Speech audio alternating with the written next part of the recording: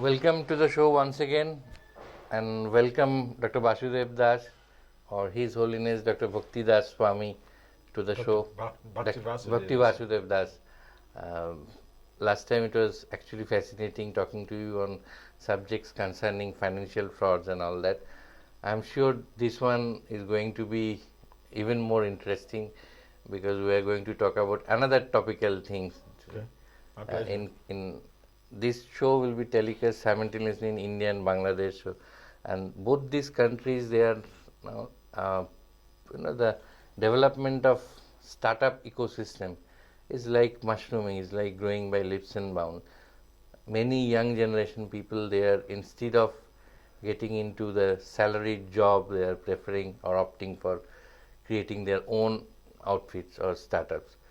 So since you also teach management and management science, I would like to know from you that startup ecosystem or the startup culture, how is it different from the Western world and its counterparts in India, Bangladesh, Pakistan, and other neighboring countries? Yeah. Thank you very much. This is a nice, intriguing question. Now, what happens with a business is such that they have business setups or startups.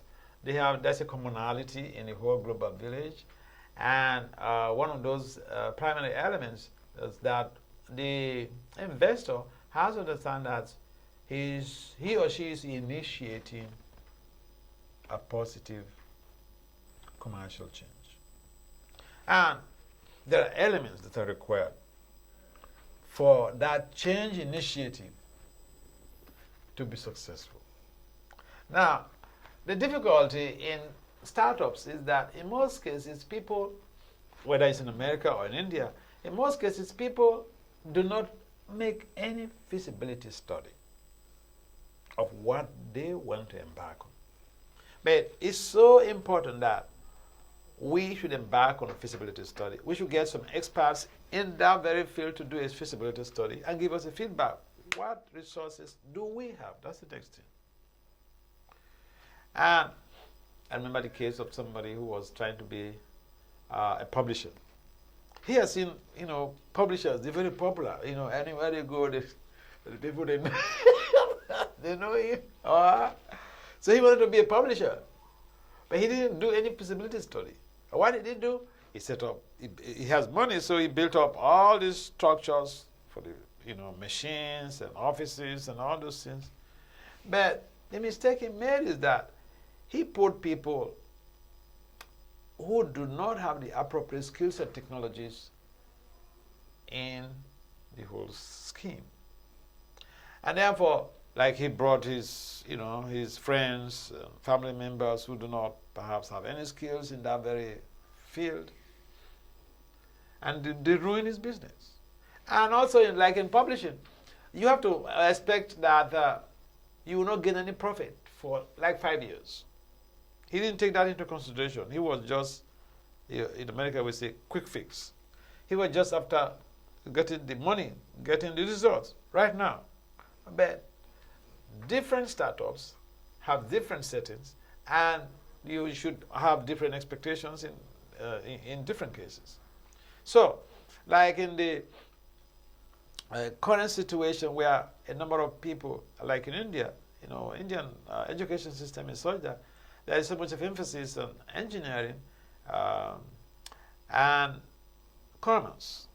And so a number of these young people, when they finish their MBA and all these things, I remember I was speaking with one girl in one of these cities near Delhi. And then she's finished her MBA. So I said, what do you want to do? She said she wants to set up her own business. Okay. The important thing in setting up your own business is that you have to really get expertise, because you may have the appropriate degrees or the skills to manage the business, but the point is that you are initiating a commercial change, and you have to get some change catalyst, someone who is expert in change leadership, change management. In most cases, people neglect this. I've seen that in most of the organizations that I've been working with, most of the people I've been working with, they have good ideas, but they don't have understanding, or they don't seem to understand that managing or leading, initiating the change has a particular procedural methodology. You may have all the money, but you need to follow that procedure for one step to the other so that you can sustain your energy, you can sustain a balance, you can maintain a good fortune in your investment. Otherwise, that's what we call, what is this? Sunk cost fallacy. And sunk cost can cause so much of trouble to people because they get attached to their emotions, their feelings, and then this drives them crazy. And then they also fail to make a strategic plan about the future because they're just, willing drown. And so it is important for people to understand the nature of startups, what challenges you may face there, and what expertise you really need to be able to help you to grow that startup. If you say you want to do everything by yourself, you want to be the CFO, you want to be the general manager, you want to be the, the office clerk, it wouldn't work. So I will basically advise that people... This jack of all trades strategy will not work. Yeah. I will advise that people who want to get into, startups, in fact, it's a good team. I like people who want to do their own business.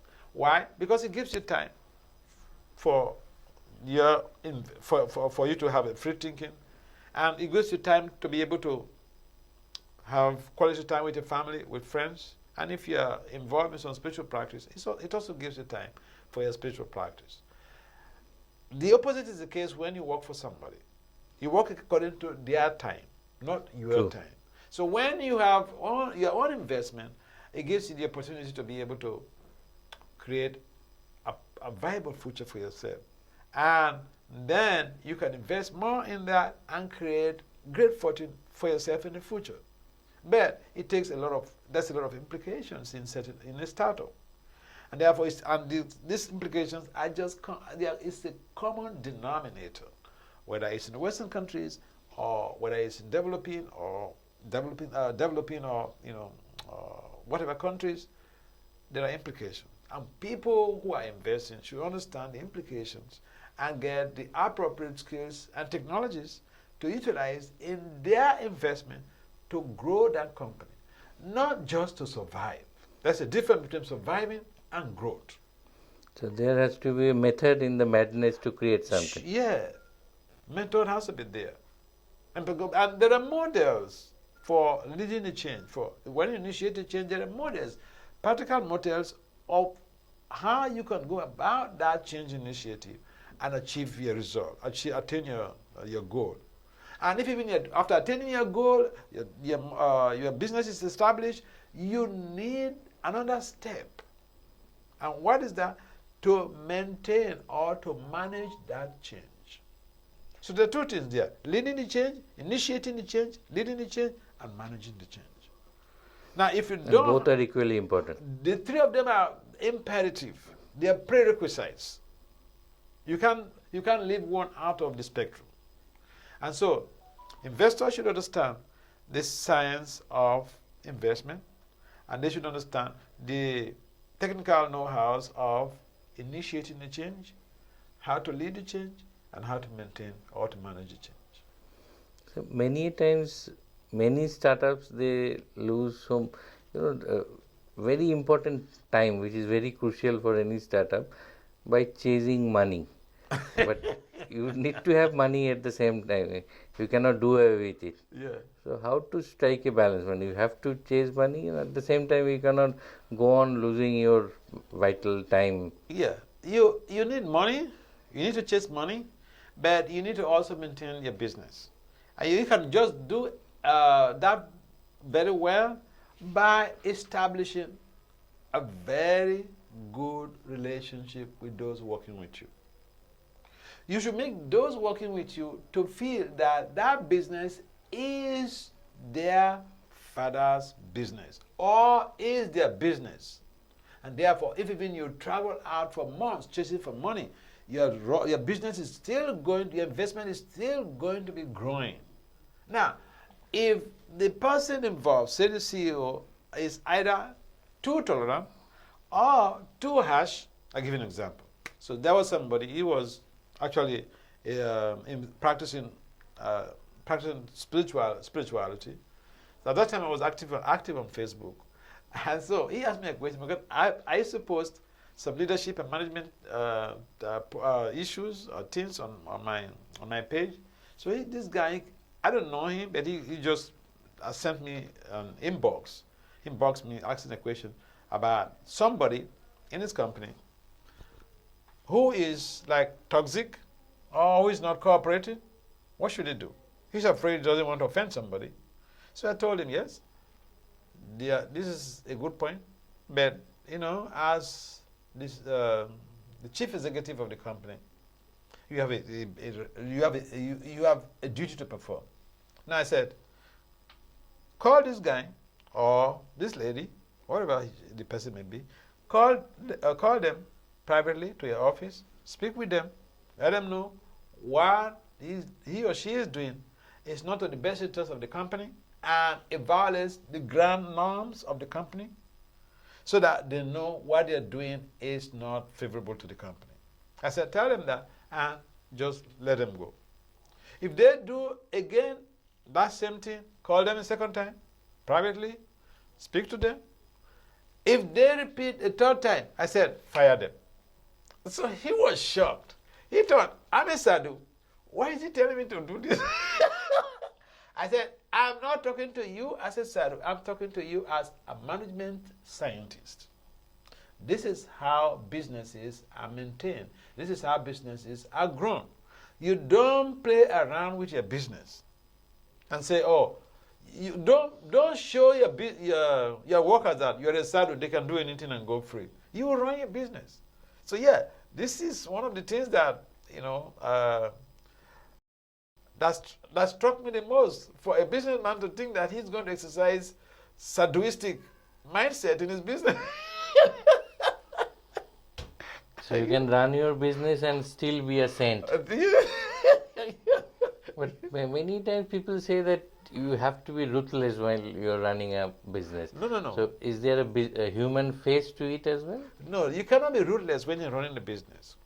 You have to maintain a balance in terms you have to set down grand norms. And I've seen that in America. In most of these organizations, they have grand norms. If you got employed, they give you a whole book to read about their grand norms. In some of these places, you cannot be chasing a woman or you cannot be chasing a man. You cannot drink, you cannot smoke, you cannot do this, you cannot do this.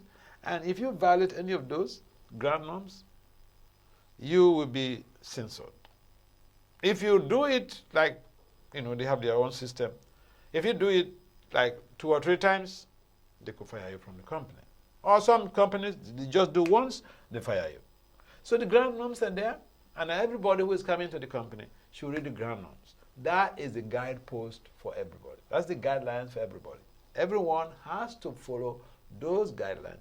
And if anybody violates those guidelines, anybody can come to report to the director that, see, this person did like this or that, like that. So you can be harsh, but there should be guidelines known to everybody, and everybody becomes a participant. What I would call participative leadership. Participative leadership implies that you have created a ground norm, everyone knows about the ground norms, everyone works towards fulfillment of those ground norms. And the leadership does not really have to bog themselves, because everybody knows what they need to do, their job prescriptions and whatever. So in that way, you don't exercise harshness on people, because when you're harsh on people, you get some reactions too. We should be careful, whether you're a spiritual leader, a business leader, we should be careful. People working with us are not, they're not donkeys. They're human beings. According to the American Psychological Science Association, when we hurt someone, we have committed violence. And violence is against the spiritual laws, against the laws of nature. It's against even the Constitution. So a police, you may not be checked by any police guy, but you hurt somebody in your organization just because you're the boss and you can just be harsh and do anything you want. No, you get some reactions, and that is also how some people fell from their positions in their companies. Yeah. That's true. In Bengali also there is a saying that দণ্ডিতের সাথে দণ্ডদাতা কাঁধে যাবে সমান আঘাতে সর্বশ্রেষ্ঠ সে বিচার, which means with the convict, when the judge is equally painful by pronouncing his judgment, he should have the same kind of feeling, same kind of pensive feelings deep inside. Sure. Then that is the right kind of judgment. Sure. That's how it works. And the next thing is in case of startups, there are often a kind of chicken and egg problem. So you need money for doing this. But the money will come only if you do this. So which one should come first? The money or the other kind of, say you need to create, first you need to have a bright idea, then you need to have a good team, then you need to have a SOP kind of thing, standard operating procedure, to execute the plan. Yeah. But for doing all this, you need money. And unless you do this, the money won't come. So it's a kind of chicken and egg problem. Yeah. So here is the response to that. That if I mentioned this in the early part of our discussion, that before you start an investment, you say a business, make a feasibility study.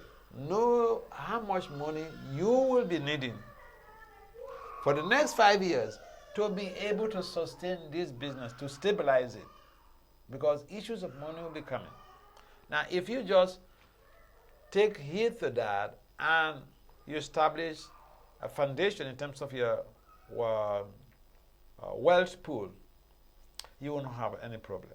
If you neglect that you want to start a business and do hutch things to get money to put into your business, the business may collapse. Because in business also we have ethical values. Ethics in business. If you run contrary to the ethics in business, you are actually looking for your downfall. Either you can't naturally, or you get into trouble. Like if it's in America, you get trouble with the cops, with the police. So yeah, we do everything possible, but with the help of your team. The founder of the organization or the CEO cannot do everything by themselves. They need a strong team. And if you know how to manage your team, to lead your team, how can you even manage your team and lead your team for successful business venture, successful business growth, if you cannot lead yourself, if you cannot manage yourself, how you are going to manage your team? This is what is left out in most cases. Even in government setting, countries, nations, people want to become president of a country, but they fail to lead themselves. They don't have the skills of self-leadership. They want to manage a big corporation, but they can't manage themselves. So that's ironical. And that creates a downfall for the organization. Many organizations face their Waterloo because of the fact that the person who is at the helm of affairs is not able to manage themselves. Or the person at the helm of affairs is not able to lead themselves. And so this creates a lot of conflict, and people become disemphasized or disinterested in sustaining the energies of involved with the development of that setup or that startup. And so it is important that we know that business growth is a teamwork. It's not just a single person's adventure. It's a teamwork, and therefore we should train the members of our team. People come into our organization, we should give them some orientation program so that they can really function very well, even in the absence of their boss. Without proper training, it becomes a problem. Then they will seem to be working very hard when the boss is there, and when the boss leaves, then you know what I was. Nothing. I remember some years back an individual who was running a school, a chain of school at that point of time. He wanted to set up a hospital also and get into healthcare segment. He was looking for investment. There was this multinational investment firms which visited his place, school and all that. So this gentleman who was planning to build that hospital, he was taking these investors all around his place, whatever he has already created. And every time there were some individuals who was already working in that school, he was coming and approaching him and saying Dada, which is brother, which is a more informal relationship. So at the end of that look around of the school, he was proudly claiming to the investor saying that you go anywhere in my school, every staff of mine, they call me Dada. So we have this kind of informal relationship among us. See? So he was boasting himself about it. But the investors in turn said, this is your minus point. So you shouldn't allow everyone to come to you, access you, and mix up with you in an informal manner. So in an professional atmosphere, there has to be some kind of. So you also subscribe to the similar. Sure. It is like that, because see, the judge. Someone may be a judge. At home, he has an informal relationship with his family. The son can jump on his neck. But in the court, everybody calls him your lordship. You get a lot of people to come and jump on your neck in the court. You're not doing your job. You're breaking the rules. So, sometimes, again, it boils down to the point that a number of people don't understand what it takes to manage an organization, what it takes to manage people, what it takes to lead people, what it takes to lead an organization. Organizational leadership is such a vast field with its own peculiarities and strategies. If you don't understand, if you don't have strategies on how to lead an organization, whether it's a non-profit organization or for-profit organization, you will just mess up. Like the guy you're talking about, he thinks that is fine. He has a good relation with the people, and everybody's calling him the dad. But no, it doesn't work like that in business. In business, there are boundaries. The CEO cannot be playing around with everybody. If people who are specialists in business, say a business scientist or management scientist come to see that, they would think, what is this? This is not a setup. So, that's what I mentioned. People, they may have intention to go into startups, set up a business, establish a business, but they need to understand the norms in business settings, the norms, how to lead, how to initiate. They need to understand organizational culture. They need to understand the organizational design.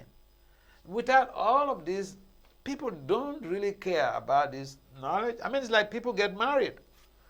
And people get married, they don't understand women's psychology, they don't understand child psychology, they don't understand how to deal with a child, because they have the money, they've graduated from school, they want sex, and so they say, well, I need to get married. No.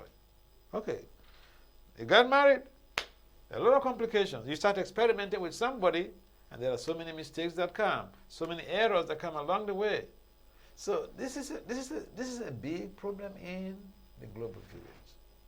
We want to make money, we want to feel we have businesses of our own, but we don't want to take the time to take time out of our busy schedule to invest our time in studying business management.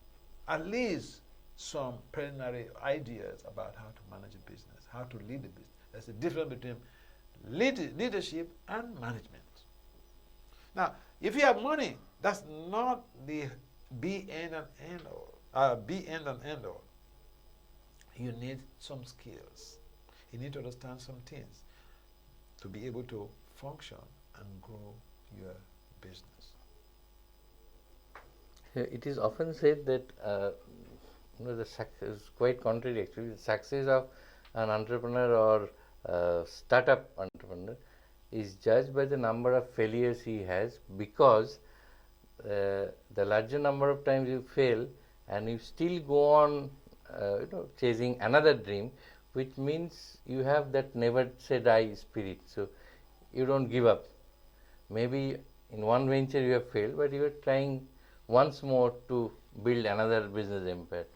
So how do you look at it? Yeah, all achievers have faced some challenges in their endeavor to meet their targets, and we should not use that as a ground to create an enabling environment for failure. Rather, we should learn from those who have experienced that, from the lived experience of those who had become achievers through some repeated failures. And therefore, if someone understands the whole model of what he wants to implement in his change initiative, if you understand the model he wants to use, I tell you, a number of people, they set up a business, they don't have any model. You ask them, what is the model, or what is the leadership model you're using in this in your business, in your organization? They say, we don't know. We don't know. And that is very bad. So then people, because there are different ways to lead organizations. If it's a non-profit, there are set down leadership models that you have to use in that process.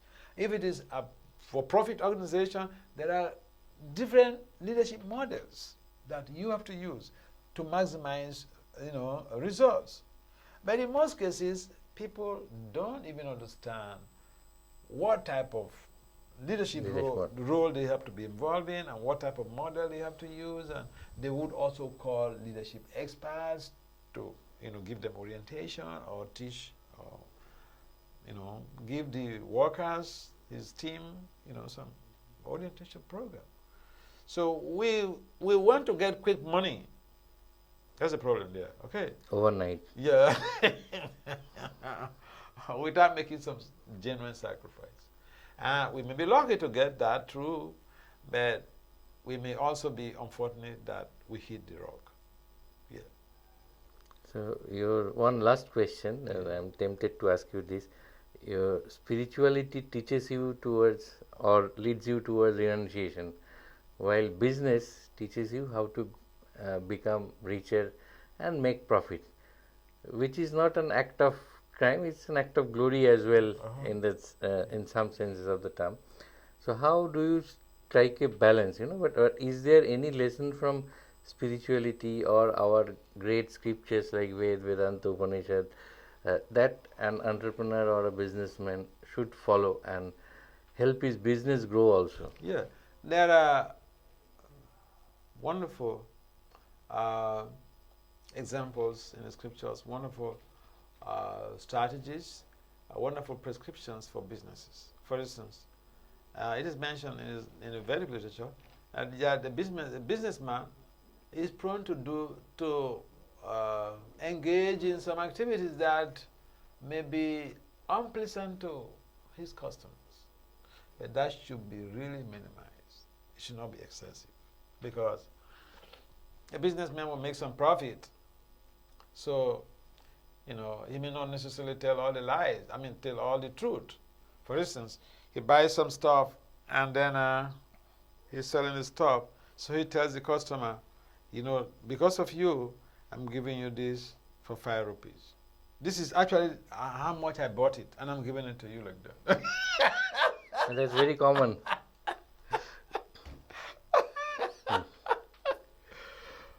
And sometimes they say, I am selling it at a loss. At a loss, yeah. So this is there, but we should not deliberately cheat somebody. Because when we cheat somebody, the person gets hurt, we get some reactions. Business is difficult to avoid some type of element of untruth. Because, the person who says, because he wants to sell the product, he says, because of our relationship, I'm giving you this exactly the amount I purchased it. But it's not true, you know. So some of the things are a little bit very practical. They want to, they have to make some profit. So, but then when it's excessive, it brings some terrible reactions. Yeah. Or I'll give you an example of what happens in some countries, that teachers are not even being paid. Now the people at the helm of affairs, the money is given to them. They're not delivering the money to the teachers. They invest the money in business. And then the teacher have to stay on. I don't want to mention countries, but I've seen this, okay? As I travel around, I've seen this. That the teachers are not paid for like 6 months. So the whole of that money, the guys have collected, the top notchers, they've collected the money. They use it, they invested in some, you know, for some profit. And then after 6 months, you know how much, if that amount is, the money is in millions, you know how much it could yield. So this is going on, and this comes with terrible sinful reactions. If the government does not provide the money, it's a different thing. The money is some top-ranking guys, and they're using it for some investment, and the teachers are languishing in poverty. They can't even maintain their families. They can't take care of their families. They can't fend for their families. So these things also go on this globe, I mean, on this planet. And it's sad. This is the type of business mentality people have, but they are supposedly working in an office as, as charters. They're not supposed to be working in an office for the government as charters. They should just get involved in business. But there are we call this, you know, square pegs in round holes, you know. So this is really saddening, but again, it's very rampant in developing countries. So yes, there are ways that we cannot really run away from untruth in business, but when we grossly cheat people, that violates the business ethics, then we get some reactions. So that guides the intelligent businessman on how to operate his business, and he does not. He has a boundary, and so he does not cross that boundary. And the customers and the businessman, they grow progressively. They become friends. It was indeed a pleasure talking to you and enlightening too. I'm sure we'll get many more opportunities to talk to you on different other subjects and topics as well. Thank you so much for joining us. My pleasure.